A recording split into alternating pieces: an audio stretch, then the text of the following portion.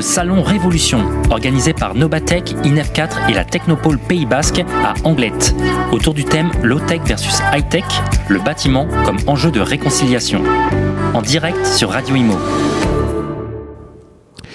Je suis avec Ludovic Lachavanne, cofondateur de Polyrhythmique Architecture, agence d'architectes basée à Bordeaux et cofondateur de la société Corner. Bonjour Ludovic. Bonjour.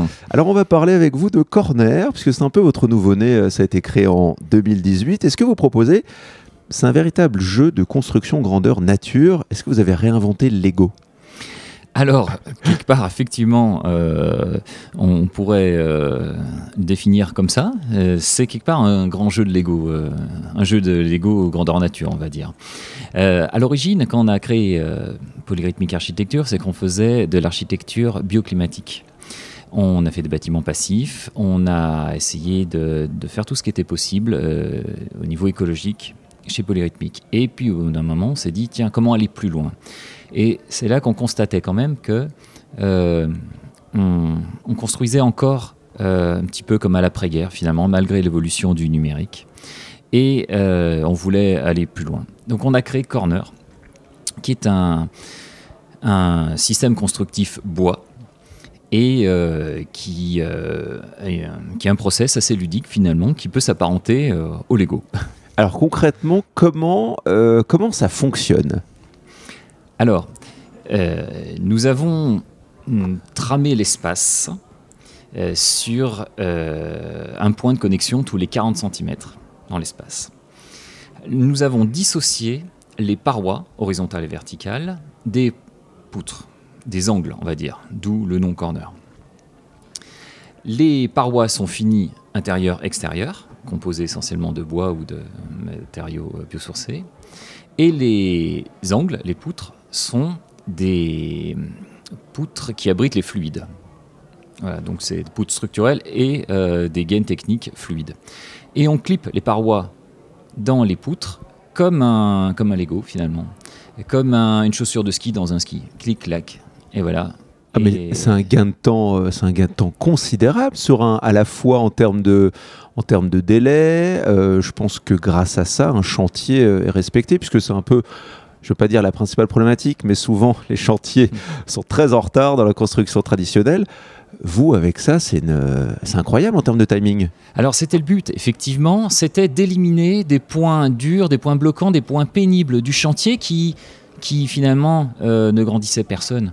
Par contre, l'élaboration de ces parois demande du travail en atelier quand même. Tout à fait, on est d'accord. Donc il y a quand même un temps masqué de fabrication. Mais ce temps masqué peut se faire à l'abri, comme toutes les préfabrications, et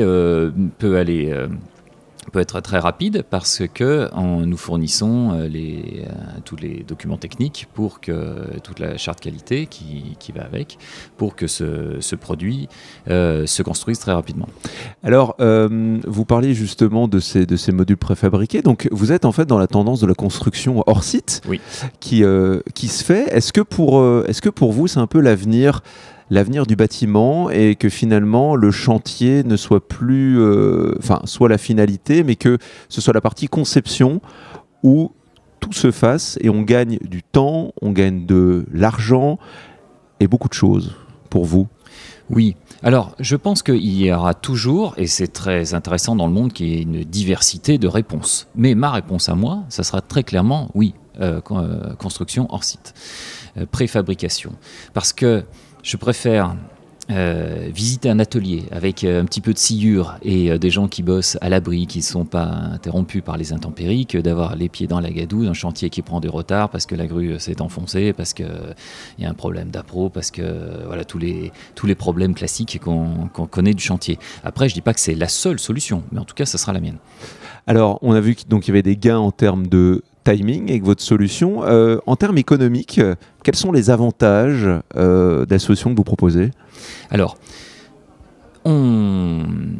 la solution économique, elle est surtout liée évidemment au gain de temps, parce qu'on est sur des coûts à peu près semblable à une construction sur site. En revanche, on a embarqué quand même un process qui est vraiment adapté aux nouvelles exigences de notre nouvelle problématique liée au réchauffement climatique. Oui. Donc, le bilan carbone est imbattable, la structure est complètement en bois et les isolants biosourcés sont très conséquents, ce qui nous permet de faire un bâtiment passif quasiment à coup sûr du moment où on est orienté à peu près correctement, quoi. Et est-ce qu'il y a d'autres facilités avec la solution Corner, notamment en termes de modularité du bâtiment, c'est-à-dire en termes de surélévation, de facilité d'extension? Est-ce que c'est beaucoup plus simple avec ces modules préfabriqués? Tout à fait. Alors, on s'est beaucoup posé la question à la base de quelle est l'échelle finalement de l'unité de base de ces murs. Et nous avons réfléchi à concevoir éventuellement des solutions 3D déjà toutes prêtes, mais on est toujours limité par la taille d'un semi-remorque, d'un plateau de camion. Et puis, effectivement, l'évolution possible du bâtiment dans le temps. Alors, effectivement, souvent un bâtiment, il est construit et puis il ne bouge pas. Il est rarement déplacé et on lui fait pas si souvent que ça des extensions. Mais avec le système Corner, effectivement, il suffit de décliper une poutre, un mur, et vous pouvez vous étendre, monter, parce que la structure est suffisamment solide pour encaisser l'évolution du bâtiment, effectivement. Alors cette société Corner, je le disais, a été créée en 2018. Est-ce que vous avez déjà pu appliquer votre solution dans des bâtiments? Est-ce qu'à usage privé, à usage de bureau? Est-ce que vous pouvez nous en dire un petit peu plus ou c'est en cours? Alors, il y a des choses concrètes, il y a des choses en cours. Corner n'est finalement que l'aboutissement de nos 15 dernières années de recherche et polyrythmique, donc quelque part ce n'est que le nouveau prototype de choses que nous avons déjà mis en place, aussi bien sur des collèges, des centres de formation, salles de spectacle, des maisons. Voilà, donc c'est la dernière version, on va dire. Nous avons des commandes directement sur Corner, où nous allons sortir les premiers bâtiments d'ici 1 an. Des petits projets expérimentaux, mais très intéressants, avec Aquitanis, notamment, qui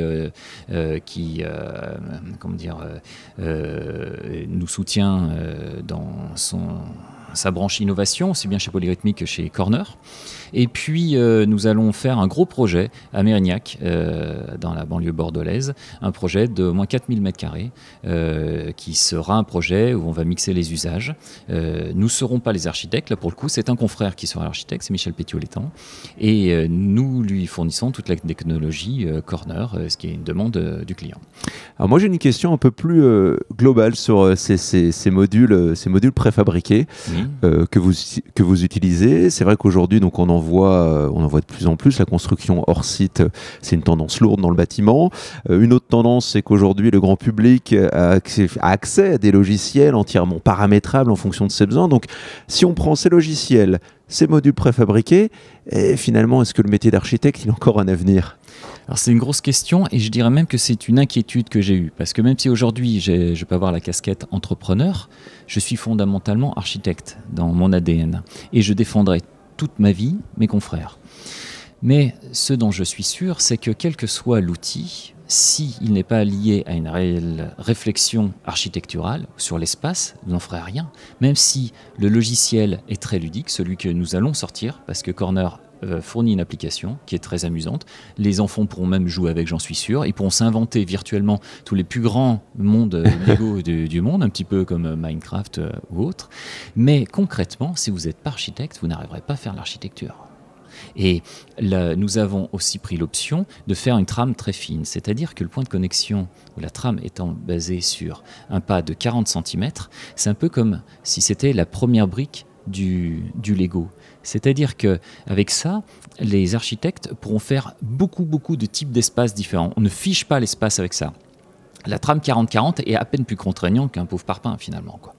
Donc pour l'instant, ce sera difficile de faire des courbes avec, mais du moment que vous restez encore dans quelque chose d'orthogonal, vous allez pouvoir faire beaucoup de choses avant d'être limité, même en étant architecte. Donc les écoles d'architecture ont encore de l'avenir, il y aura encore des étudiants. Ah oui. Ça, il n'y a pas de souci. J'en suis sûr.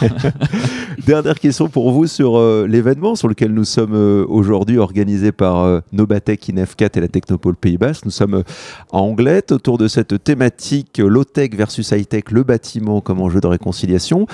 Pour vous, low-tech, high-tech, est-ce que ça s'oppose? Est-ce qu'ils vont pouvoir s'entendre dans le futur? Comment vous vous situez sur cette problématique? Alors, je trouve très intéressant la question et d'ailleurs, il y a une sémantique qui est étonnante autour du terme même de low-tech, plus que high-tech d'ailleurs, parce que quelque part, low-tech, c'est presque un oxymore dans le sens où le mot tech désigne la technologie et l'eau désigne quelque chose de beaucoup plus humble. Mais je pense qu'aujourd'hui, pour être low-tech, il faut quelque part être déjà très high-tech en amont, quoi. C'est-à-dire qu'il faut... ce que j'entends par low-tech et high-tech dans le bâtiment, c'est qu'on oppose quelque part un petit peu des machines très sophistiquées à un bon sens paysan, on va dire, avec une bonne isolation, une bonne orientation.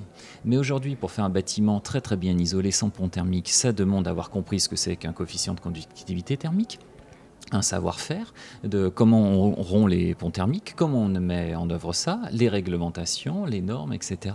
Et donc ça demande en fait un grand savoir-faire. Et quelque part peut-être le low-tech, est-ce que ça ne serait pas le high-tech, mais de façon humble ? C'est bien dit, c'est bien résumé. Merci beaucoup Ludovic Lachavanne, cofondateur de Polyrythmique Architecture, agence d'architectes basée à Bordeaux et cofondateur de la société Corner. Je vous souhaite un très très bon événement. Merci. Merci à vous. Le Salon Révolution, organisé par Nobatech, INEF4 et la Technopole Pays Basque à Anglet, autour du thème Low-Tech versus High-Tech, le bâtiment comme enjeu de réconciliation.